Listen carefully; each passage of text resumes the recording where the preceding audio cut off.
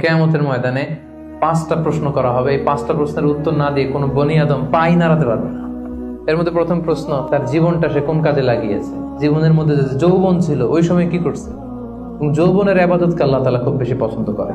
আপনাদের এই বয়সের অফিসে খুব ব্যস্ততা, এরপরেও যে একটু কষ্ট করে নামাজটা পড়েন, হ্যাঁ, এরপরেও যে জামাতে আসেন, এরপরেও আপনি সুন্নাহ মোতাবেক চলতে যাচ্ছেন, দাঁড়িয়ে রাখছেন, এটা অনেক বড় ইবাদত। এটা আল্লাহ তাআলার কাছে অনেক বেশি প্রিয়। এই জন্য যৌবনটাকে যেন আমরা কাজে লাগাই। প্রিয় ভাই, সাধারণত যুবক ধরা হয় কোন বয়স থেকে কোন বয়সে, লেটস সে 20 থেকে 40, তাই না? 20 থেকে 40, এই 20 বছরের সময়টা হচ্ছে একেবারে জীবনের সবচাইতে মাহেন্দ্র ক্ষণ।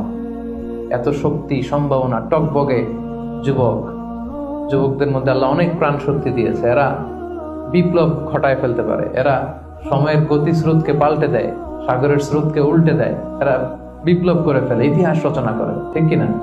এই জন্য যৌবনের এই সময়টা প্রিয় ভাইরা অনেক দামি। এটা বেশি দিন থাকবে না। রং ধরা যৌবন জং ধরে নাই, শেষ। এই দেখতে দেখতে ছোট্ট কিশোর হয়ে পৃথিবীতে এসেছিলেন, শিশু ছিলেন, কিশোর, তারপর এখন যুবক। কিছুদিন পরে বিয়ে করে থাকলে দেখবেন যে আল্লাহ ঘরে মেহমান পাঠিয়ে দিলে বাবা হয়ে গেছে।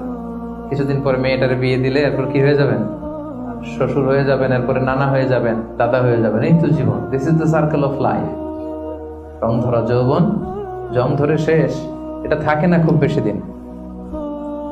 এই জন্য এই যৌবনের এই সময়টাকে যারা আল্লাহর ইবাদতে তারা কাটিয়েছে, তাদেরকে আল্লাহ তাআলা আরশের নিচে ছায়া দিবেন। নাশা ফি ইবাদাতিল্লাহ। যৌবনের ইবাদতকে আল্লাহ তাআলা খুব বেশি পছন্দ করে।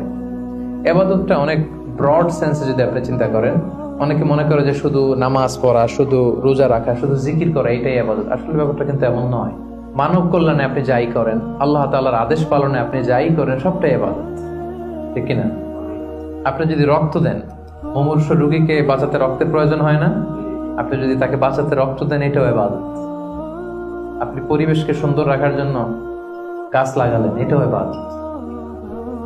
আপনি একজন মানুষ বিপদে পড়েছে, he doesn't know what to do, আপনি তাকে কনসালটেশন করলেন, কিছু সুন্দর পরামর্শ দিলেন, গাইড করলেন যে এইটা ভুল, এইভাবে করো। এই যে আপনি টাইম ব্যয় করলেন, কনসালটেশন দিলেন, এটা ইবাদত।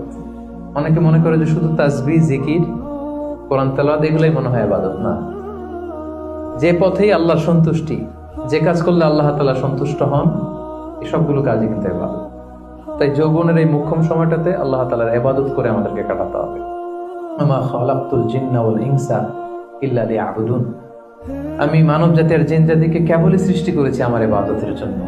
এজন্য এই বয়সের, আপনাদের এই বয়সের অফিসে খুব ব্যস্ততা, এখানে খুব ব্যস্ততা, এরপরেও যে একটু কষ্ট করে নামাজটা পড়েন, হ্যাঁ, এরপরেও যে জামাতে আসেন, এরপরেও আপনি সুন্নাহ মোতাবেক চলতে যাচ্ছেন, দাঁড়িয়ে রাখছেন, এটা অনেক বড় ইবাদত। এটা আল্লাহ তাআলার কাছে অনেক বেশি প্রিয়। বৃদ্ধ বয়সের ইবাদতের চেয়ে যৌবনের ইবাদত আল্লাহর কাছে অনেক বেশি প্রিয়। এর কারণ হচ্ছে, বৃদ্ধ বয়সে ইবাদত ছাড়া করবেটা কি? ইবাদত ছাড়া তো সময়ই কাটে না। কারণ ঘরে এর কথা শোনার কেউ নাই, কেউ সময় দেয় না, রাতে ঘুম আসে না, 3টার দিকে ঘুম ভেঙে যায়। বাংলাদেশের কথা যদি বলি, দেখবেন যে মুরব্বীরা 3টা-4টার পরে নাকি ওনাদের ঘুমিয়ে আসে না। তো অজু করে ইমাম সাহেবের 1 ঘন্টা আগে আসে মসজিদে ফজর পড়তে। ইমাম সাহেব দেরি করলো কেন, মুয়াজ্জিন দেরি করলো কেন, ওনারা এটা বলে। কারণ ওই যে ঘুম আসে না, কি করবে? তখন তার ইবাদত করা ছাড়া সময়ই কাটে না। ওই ইবাদত আল্লাহর কাছে ততটা প্রিয় নয় যতটা প্রিয় হচ্ছে একজন যুবকের ইবাদত, ঠিক কিনা? আপনি যৌবন কালে যদি আল্লাহ তাআলা দাসত্ব করতে পারেন, ইবাদত করতে পারেন, আপনার বার্ধক্যে উপনীত হওয়ার পরে ইবাদত করতে না পারলেও আল্লাহ তাআলা ইবাদত দিয়ে আপনার আমলনামা পূর্ণ করে দিবে। পূর্ণ করে দেবে। আপনি ফজরের সময় উঠতে পারতেছেন না, কোমরে ব্যথা, ডায়াবেটিস ইত্যাদি ইত্যাদি, আল্লাহ বলবে যুবক অবস্থায় কি করেছিল ওটা দেখো, ওই সময় যা করছে ওটা লিখে দাও। এই জন্য আল্লাহ রাসূল সাল্লাল্লাহু আলাইহি ওয়াসাল্লাম বলেছেন যে এই যৌবনটারে কাজে লাগাও। আল্লাহ রাসূল সাল্লাল্লাহু আলাইহি ওয়াসাল্লাম বলেছেন 5টা বিষয় আসার আগে 5টা জিনিসকে কাজে লাগাও। এর মধ্যে একটা হচ্ছে শাবাবাকা ক্বাবলা হারামিক, বার্ধক্য আসার আগে যৌবনকে কাজে লাগাও। সিহহাতাকা ক্বাবলা মারাদিক, অসুস্থতা আসার আগে সুস্থতাকে কাজে লাগাও। গিনাকা ক্বাবলা ফাকরি, গরীব হয়ে যাওয়ার আগে তোমার ধনাঢ্যতাকে কাজে লাগাও। ফারাগাকা ক্বাবলা শুগলি, ব্যস্ত হয়ে যাওয়ার আগে অবসরটারে কাজে লাগাও। হায়াতাকা ক্বাবলা মাউতিক, মৃত্যু আসার আগে জীবনটারে কাজে লাগাও। এই জন্য যৌবনটাকে যেন আমরা কাজে লাগাই প্রিয় ভাইরা। এবং কিয়ামতের ময়দানে 5টা প্রশ্ন করা হবে। এই 5টা প্রশ্নের উত্তর না দিয়ে কোনো বনি আদম পাই নাড়াতে পারবে না, পা নাড়াতে পারবে না। এর মধ্যে প্রথম প্রশ্ন, আন হায়াতিহি ফিমা আফনা,